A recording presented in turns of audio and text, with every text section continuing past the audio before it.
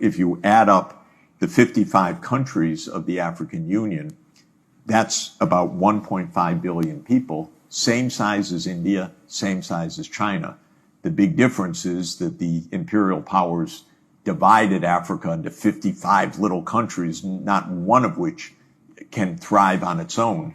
Tell them every single time I have the opportunity that the African Union is the key.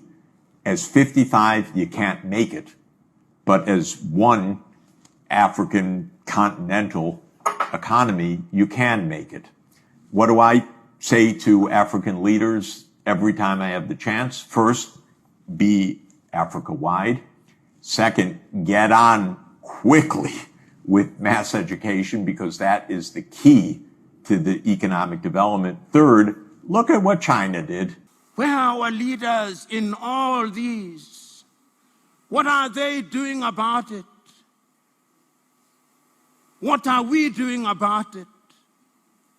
What must we do about it? Why is it that we have leaders and we cannot feed ourselves because there is a war in Ukraine? How can it be? Yeah, greetings to you all, family, brothers and sisters. How can it be Africa has politicians who don't know the importance of unity? How can it be? How can it be that we have engineers who cannot build roads? How can it be? How can it be that we have doctors who cannot treat our leaders when our leaders seek the land away to India, to Europe, to America, to China, to Russia? How can it be? How can it be that we have banks that our leaders cannot store money there? When they want to store money, they land and hide those money in Europe and some islands. How can it be?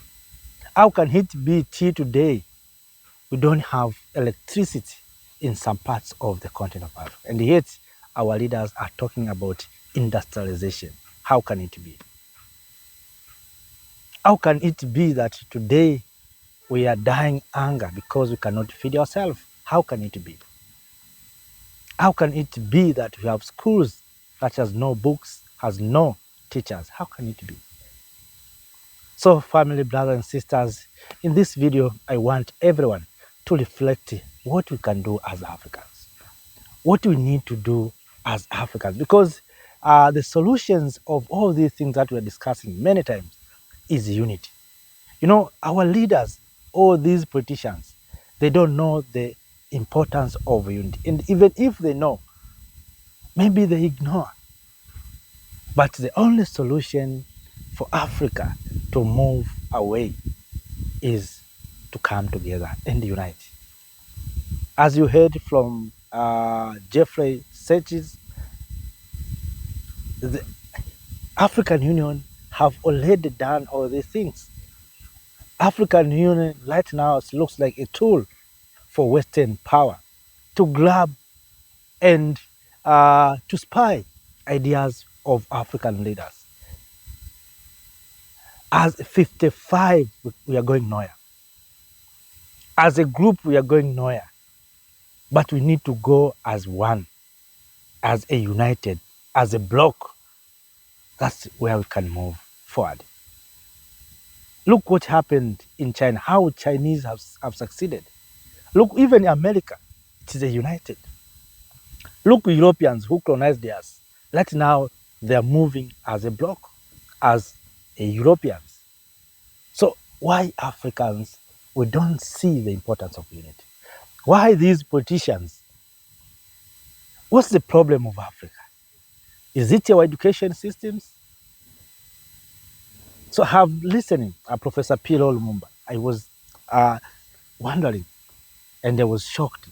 Let me take you to this video. Let me share this from Professor PLO Lumumba. Today, many times when I think about my continent, this continent of Africa, this mother continent, this continent that is the cradle of human civilization, this continent that has known abuse by the slavers, this continent that has been colonized, this continent that has known neo-colonization, this continent that has known apartheid, this continent that is the home of all minerals known to man, this continent that is the home of rivers that produce waters, this continent that has over 1.4 billion, this continent which is great in prospect, but this continent which is at the lower rungs of the ladder, this continent, I think of her, where are our leaders? How can it be that in the 1940s we fought that we may drive out the colonizer, and the colonizer is coming back again? How can it be? How can it be that 60 years ago we regained our independence and our young men and women are now fighting to go to the land of the colonizers? How can it be? How can it be that 28 years ago you slew the giant that was apartheid, but there is still apartheid of an economic kind? How can it be? How can it be? And how can it be that we are comfortable in that environment? How can it be? It cannot be right. How can we claim that we are devoted citizens when those realities confront us on a daily basis? How can it be? I hear cries across the continent of Africa. I hear cries from Dakar in Senegal. They are asking, how can it be that we cannot feed ourselves? They are asking in Dakar. They are asking in the Gambia, how can it be? The same question is asked in Sierra Leone, in Burkina Faso, in Mali, in Benin, in the Democratic Republic of Congo, in Sudan, in South Sudan, in Somalia, in Mozambique, in Botswana, in Lesotho, in Eswatini, in South Africa. They are asking, how can it be? How can it be that every other civilization comes to our continent and takes away that which they desire and leave us in deprivation? They are asking. They are asking, how can the world order be of such a nature that the French can come here and do what they will and go away without consequence? They are asking, how can the British come here and do what they will and leave without consequence? They are asking, how is it that the Americans can come here and do what they will and leave without consequence? They are asking, how can the Turks come here? How can the Arabs come here, do what they will and leave without consequence? Are they asking, why? How can the Chinese come here and they do what they will and leave without consequence? They are asking, how is it that the world order is arranged that when we of the African continent appear in world bodies, whether it's the WHO, we have no vaccines when we are sick. When we appear at the United Nations, we can vote all we want, but a single European country can veto all our votes and neutralize us, giving meaning to the unfortunate situation that we are indeed lesser human beings. How can it be that when they meet as G7 and decide for us, we are not there unless we are invited for a photo opportunity? When they meet as G20, we are not there unless we are invited for a photo opportunity. How can it be? How can it be? Where are our leaders, we ask? How can it be? Where are our leaders in all these? What are they doing about it? What are we doing about it? What must we do about it? Why is it that we have leaders and we cannot feed ourselves because there is a war in Ukraine? How can it be? How can it be that when we have COVID, The claim to fame of our political leaders is that they become multimillionaires and we don't have vaccines. How can it be? How can it be that we have hostels and all equipment is imported from other civilizations? How can it be? How can it be that we have schools in which we have no faith? How can it be that even our airlines fly airplanes that are made by other civilizations and we cannot even run them? How can it be that a matter that is not rocket science, such as the provision of electricity, whether you are in Johannesburg in South Africa, or Abuja in Nigeria, or Accra in Ghana, or Nairobi in Kenya, or Bujumbura, or Ouagadougou in Burkina Faso, we cannot provide electricity for our men and women? How can it be? How can it be that we have all the 33 currencies in the world, with the rand, with the metica, with the shilling, with the naira, with the cedi, with all dollars, and those currencies mean nothing? The only currency that we accept as hard currency is the American dollar. How can it be? Yeah, that is Professor PLO Lumumba speaking emotionally with a lot of pains in his heart. Why? Because when he talks about Africa, many questions comes to his mind. And sometimes he's struggling because of what he sees in this continent. Not only Professor is struggling, even we, others, we are struggling. Those who love this continent, we are struggling. We are feeling pain badly because of what is happening in Africa. And the reason behind all these things is disunity among Africans. African leaders, these politicians, they are leading this continent, but they don't know where they are going. They don't know what they want to achieve. They think Africa will survive through laws and these things, democracy, elections. Africans, we want unity first. We want to, when we can do business among ourselves, it can be possible. We want to see that we can move from one place to another. We want to see that people in Johannesburg can move freely to Ouagadougou. The same to those who are in Ouagadougou, move freely to Kigali, Rwanda. And those who are in Kigali to move freely to Mogadishu in Somalia, to Hargeisa, Somaliland, to Djibouti, to Cairo, to Tripoli, to Dar es Salaam, to Dodoma, to Kampala, to Jinja, without being asked for visas.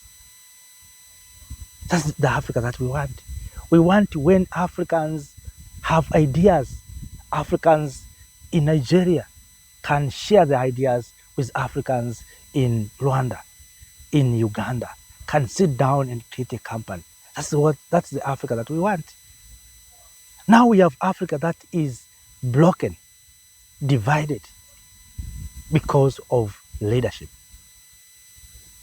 For more than 60 years, we know that unity is very important. But what have we done to achieve our unity? Unity is not about leaders sitting in Addis Ababa. Unity is not about leaders being summoned in China, in Russia, in London, in Paris. That is not the unity that we are talking about. We want unity among communities where citizens can communicate each other, can move from one place to another. We want an Africa that can have one currency. When I want to do business or to buy jollof rice in Nigeria, I can buy with African currency. I don't need to exchange money. If I'm from South Africa, I have to exchange money to Nigerian naira from South African land. We want Africa with single currency, Africa with single army. These jihadists who are being sent to destabilize our continent, If we have single and standby army, we can confront them. That's the Africa that we want. We want African education where students in Mali, in Tripoli, Libya, students in Eswatini can study in one university, and all of them can have a single vision, single mission. Africans that can be educated in African ways. Right now we are producing coconuts. We have Africans who are black outside or brown outside, but white inside. We have education system that produces coconuts people.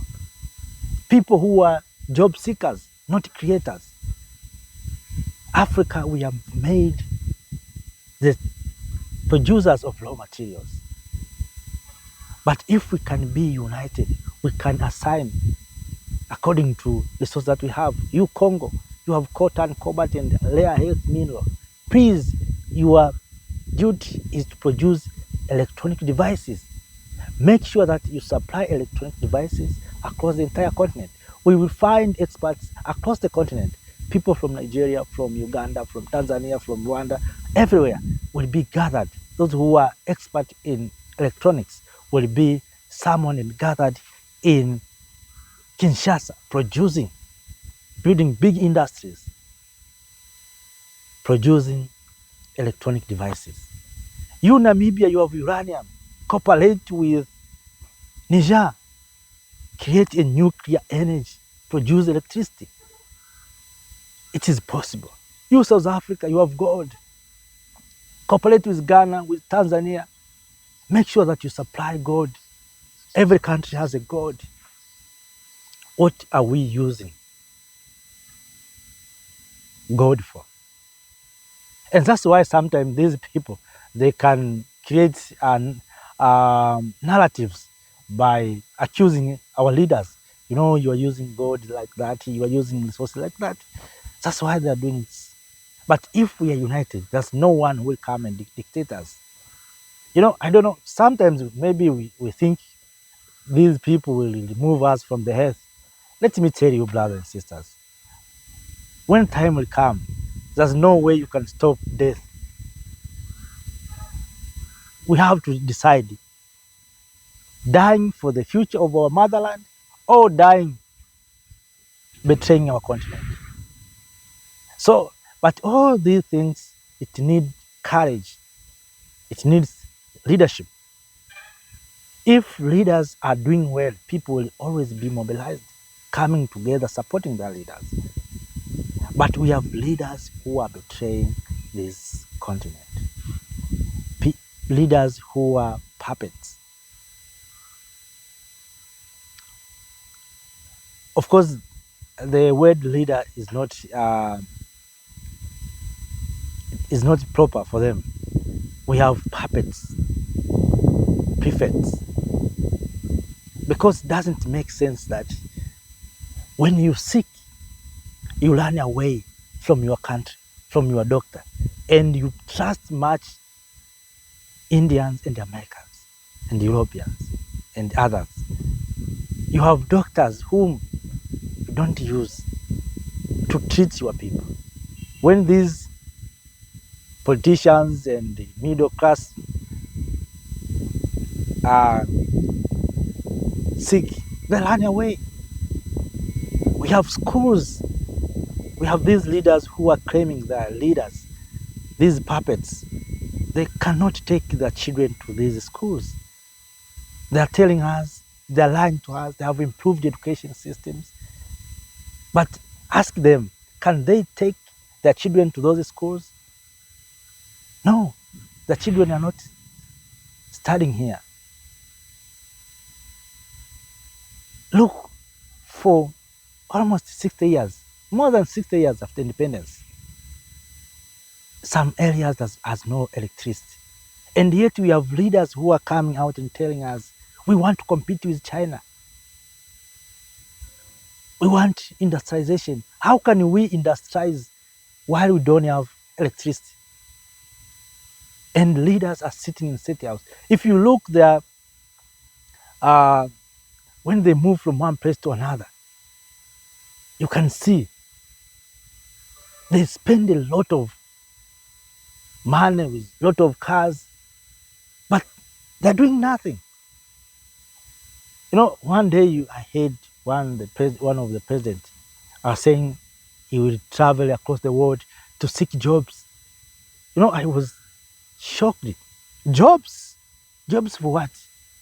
Have you heard Americans moving around the world asking for the job? Young people, they need jobs. Have you heard Trump talking about jobs? Job is already there. If you capture resources, it's job enough. You don't need to say, I want jobs, I want to get jobs. If you have resources, that's the job. But we have leaders who don't know how to create things on the ground, how to change things. We want to improve roads. That's jobs. If you can allow young people to build those roads, that's enough. People make money. So resources, these infrastructures are already jobs. So, but you find we have leaders who are lying on us, telling us they will move around Europe seeking jobs abroad. You can see such how those leaders that we have in the country of Africa. It is paining. It is paining. Now we can't feed ourselves. Why? Because there's a war in Ukraine. We can't feed ourselves because there's war in Ukraine. People are dying with bullets. People are dying with bombs. We Africans, we are dying hunger. We are dying with diseases. Look, our ancestors survived several pandemics and diseases, but they cured themselves. They find treatment. This current generation, whom they call themselves the educated generation, we can't feed ourselves. We can't treat ourselves. Shame on us. Shame on us. So family, brothers and sisters, let us, we Africans, of course our leaders have failed us and they're not ready to unite. Let's we as the people of Africa, one by one, few of us starting uniting. Maybe even through WhatsApp groups, let us unite, sharing thoughts and prepare leaders from those things. If we can start like that, we can achieve. Well, at the end of the day, maybe 20, 30, 50 will have light leaders. Leaders who will love this continent. Many of our leaders don't love Africa. And that's why they have different homes in different capitals. They have passports, Western passports. When things went worse, they ran away. They flew away. So we need to prepare a new generation of leaders. These leaders have prepared by Western and they are serving the interests of the West. They are signing contracts to give up our minerals. They are signing contracts to make sure that resources are going out. But we, young people, we have to be vigilant, to come together, unite. We are Africans. Whether you're in Nigeria, whether in South Africa, we must understand we are Africans. And the only solution for us is unity. You know, even myself, whom I'm speaking from this platform, you cannot understand. Maybe I'm Nigerian, or I'm Ghanaian, or I'm South African, or a man from Malawi. You can, but what you see on me is my African identity. And I'm African. I'm not a Nigerian, I'm not a Ugandan, I'm not these colonial names. I'm an African. I came from this continent, our motherland. So I'm proud to be an African. I don't proud to be Nigerian. I don't proud to be Cameroonian, because those are names created by these colonizers to divide us. So they want to separate me from you. That's why they gave these names. You are a Tanzanian, you are Ugandan, you are Rwandese, you are Sudanese, you are Somalian, so that you can separate from your fellow Africans. But all in all, we are Africans. You cannot see the UK say, I'm a UK, I'm a German. They say, we are Europeans. That's what they say. Even we Africans, we are Africans. The Chinese, who knows the tribes of China? But what you see Chinese, the same to Indians. Maybe there's a lot of tribes, but they have one common identity. Even we Africans, we need our own common identity. So family, let us not speak for too long.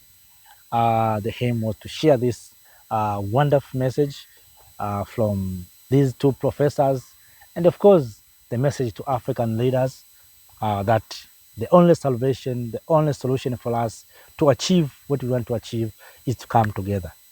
It's not about capital, it is not about resources, it's about unity.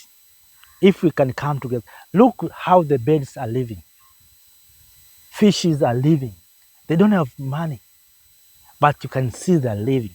They're coming together. Look how the ants are living. Bees are living. They create honey. They don't have industry, but everyone contributes. So even we Africans, we need to take the same method. Let everyone contribute. If you have power, contribute power. If you have knowledge, contribute knowledge. If you have amount of money, contribute the amount of money. And we must have a destination. What Africa we lack is destination. We don't have destination. We don't know where we are coming from and where we want to go. If we have destination, we can say we are still far away or we are near. So, family, those are just my opinions. Thank you for watching. Have a nice time. See you next time. Thank you. Thank you, Africa, Mama Africa. Oh, yeah. You make African great. Thank you, freedom. Thank you, Africa.